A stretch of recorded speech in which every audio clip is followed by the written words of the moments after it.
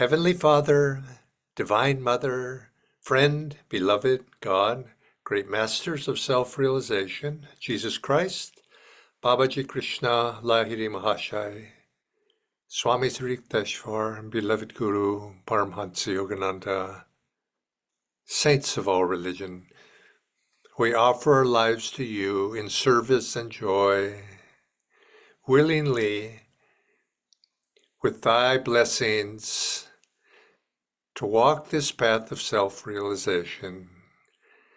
May that be our highest goal, to reach thee, and may our hearts be open to receive thy guidance, thy blessings, so that we always set for ourselves the right goals that will help us achieve divine realization. Om Shanti, Shanti, Shanti. Like I said, I wanted to speak a little bit about goals this morning because having the right goals, of course. I mean, we have lots of different goals. Sometimes we have, at the beginning of the year, we set goals. I want to be more healthy. What's a good goal? I want to be prosperous.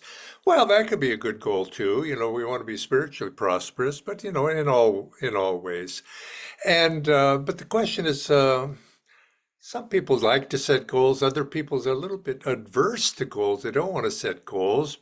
And I thought, well, maybe how might they actually help us to be able to have goals? And obviously, we all have a big goal in life. We want to be happy. We want to be joyous. And for those of us who are disciples, of course, we want to attain soul freedom. We want to attain joy. We want to be good disciples, enlightenment, these sorts of things. But sometimes there's sometimes a mental blockage about setting goals. One, you might say, oh, I've set all these goals before and I never seem to stick with it. I fall away from it. And that kind of leaves a little bad taste. And so I think, people don't like to fail or not reach their goal. And so there's a little bit of fear of setting goals or setting perhaps a goal that's too high because maybe we're going to fail. And, I don't think that's a little bit of a negative motivation. I don't think it's really all that helpful for us that way. But there is something to consider about that because we have to set realistic goals. And think about it, when we're working with children, if we're, we have our own children, or perhaps we're a teacher or mentor with young people, and if they've never had a history of success, of achieving something, you have to set a goal that's going to be realistic for them. You can't set something way beyond somebody's ability because they're going to fail. And if they keep on failing, it can be bad for their confidence, their self-confidence. So for children, if you're helping them, you want to set achievable goals, something that they're going to be able to be successful because they need to be successful at it. And they get that feeling of success. And then once they have that, then you can start building on that track record of success and more and more and more. And so isn't perhaps the same thing as for us as well, but as an adult, we're more experienced. We need to do more. We don't want to set the bar so low, that we're not growing from it. And I think we're aspiring towards something, but we need to be honest with ourselves and when setting goals for ourselves. And it's really not how high we jump or how high that goal is. I think we need to have a goal that perhaps stretches us a little bit, helps us to grow. And I think that's what goals, when we set a goal for ourselves, it's not between setting the goal and impressing somebody else. It's setting something for us that will be useful. It's helpful for us. And we exercise, and some of us are really limber and really good. Some of us are stiff. But it doesn't matter. We're not showing off for others. We're doing it for ourselves so we can get a little bit better at whatever we're trying to do.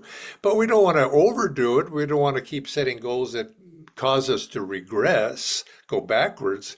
And this is how Master advised us when he was in the very beginning of his lessons when he was introducing these, he talked about willpower as one of the first things. And he says you have to set small goals for ourselves and accomplish them, and then keep setting bigger ones, because in this way, and you use the image of wrestler, you don't wrestle with weaklings, you wrestle with stronger and stronger opponents, and in this way you end up getting stronger. But I think so. Here we are at the beginning of the year, and it's good for us to introspect, just to look at ourselves. Self-honesty is one of the very most important qualities or tendencies we have, is to look at ourselves very honestly.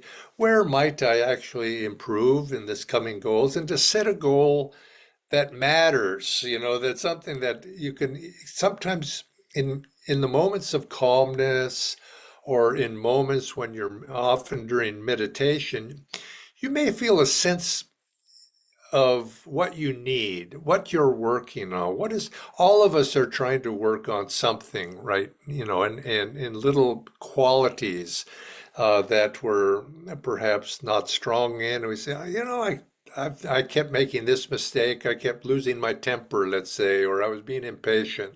I want to be more patient. I want to be able to not react to everything in life, may not be so reactive perhaps. And so you feel this sense, or you're intuitively, guided to say, yes, let's be more like that. Or perhaps you have an inspirational person that you saw somebody and you say, oh, I wish I could be more like that. I need that. Or you look at yourself and the things that perhaps last year you didn't do so good and say, I'm going to take one of them, but be realistic, setting goals. And I think that set goals that are in tune with your spiritual ideals. I think us as devotees, when we talk about this, and why does that help us? I mean, just affirming something, we implant that thought in our mind, we bring it to mind. And actually, when we keep something in a forefront of our consciousness, it helps us to be able to attain that ultimately, whatever it might be. But when you have a goal and you say, okay, I'm looking on the horizon, I want to get to the mountains over there, and you can see where you're going, it kind of inspires you. It helps maintain a energy flow. And so I think and this is a long distance journey that we're on. And so it's good to maintain an energy flow. And that is helpful, because we know before we get from here and we reach the mountains, there's going to probably be valleys and obstacles that we're going to have to encounter, and it's inevitable we encounter in the spiritual path. It's inevitable. Sometimes we come upon doubts and uncertainties, and these things, they begin to be obstacles to us. And if we can maintain an energy flow, we don't get stopped. And then we lose momentum. So if you have a goal and you say, well, this is just a temporary obstacle, but my goal is over the hill over there, or further along, it helps us maintain that strong energy flow, and help to keep going in that way. And little by little, we get there. But if it's going back to that, I mentioned right at the beginning, sometimes people don't like goals because, oh, I failed. It's just between you and God. There's not really, I don't think, we haven't, as Swami would say, we never fail. We just haven't succeeded yet. Think of it in that way. I think that's a really good way, because we have to fail in order to get stronger. So we have to say, oh, and then I didn't make it. I got there. So not succeeding is something that can inspire us. So that's why you want to have a goal that you want that confidence that comes that, oh, I got there. That was good. That builds us, makes us strong. But if we just stay there and say, well, I'm never going to try to go do a little bit more, well, then then we find we plateau. And that's always the danger, as we find ourselves on the plateau and we can't get off of it. But I think underneath it all, I don't know if the specific goal is all that important. Can be, it's helpful. But I think goals help us set our direction. and I want to make progress in a certain direction. I want to try a little bit better today than I did yesterday. And it's the direction that we're moving in is that really the most important thing. I think Krishna says in the Bhagavad Gita that even an evil man or even somebody who's an evil person who's done wrong in that way and it's their nature, but who tries steadfastly, I think is the word, he tries steadfastly to become good or better. We count these people among the virtuous. And so even if they're trying to become good and they haven't made it yet, those are among the virtuous because they're moving, they're in the right direction. And that is just a matter of time. And so then the right attitudes then become, if you're in the right direction, that builds a magnetism, and the magnetism begins to attract success or those things that are in harmony with the direction that you're going. And so consequently, if you have a goal, you're going to reach the mountains, that sort of it starts magnetizing you. And yes, you haven't reached them yet, but you're on the way. And that implanted thought is very helpful to us spiritually, no matter, and it doesn't matter where on the scale we are.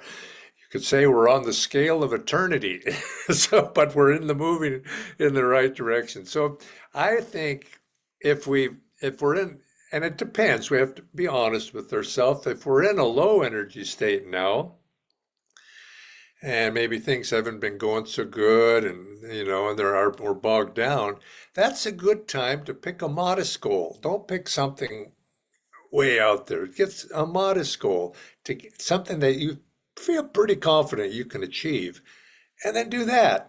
And then you did it, and then okay, then you've got movement, and then you can get going, you're in the right direction, and then you can then be chewing, bite off more than you can chew and chew it. But Master said it that way. But remember, in a reasonable amount more than you can chew, or else you're going to find that you're going to choke. And so you don't want to do that. And so, but then when your energy is really good and you're moving forward, well, that's the time to set bigger goals. And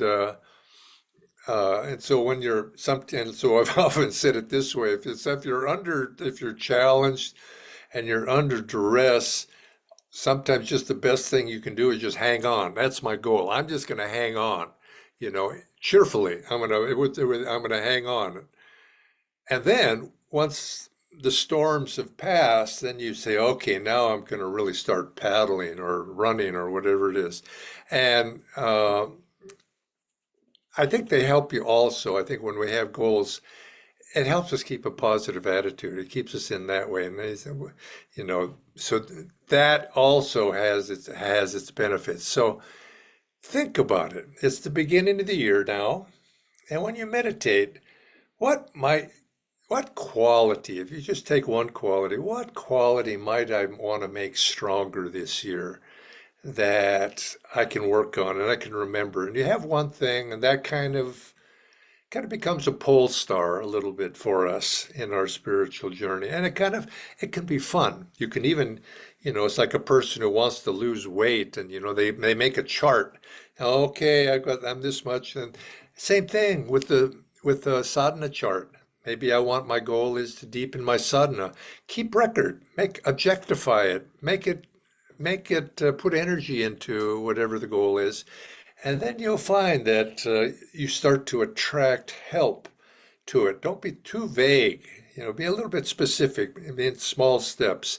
And little by little, you'll find that you'll start to attract sort of a divine help comes to your aid to help you. And, you just keep going day by day, day by day. God bless. So let's now let's move on to our healing prayers we're doing, but let's begin. Let's begin by closing our eyes and sending for ourselves. Think of a goal that you have, and then think of a magnanimous way to let's that goal. I'm going to give more energy to my spiritual life. Let's say that might be a goal.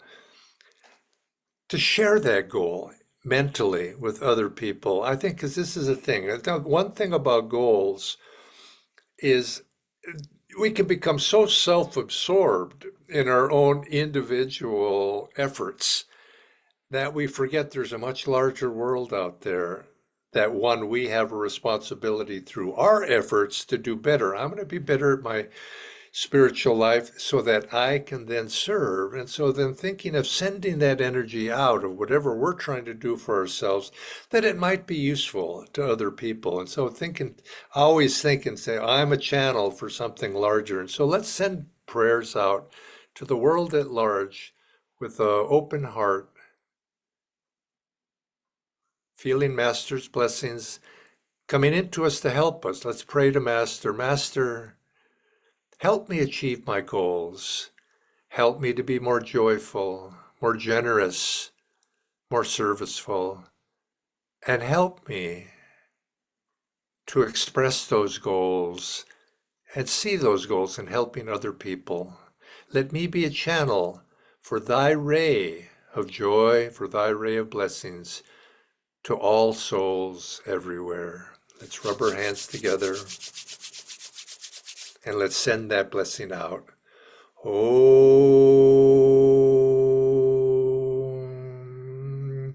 Om. Om.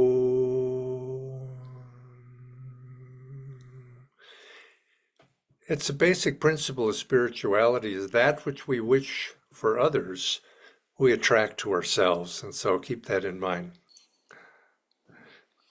Thank you.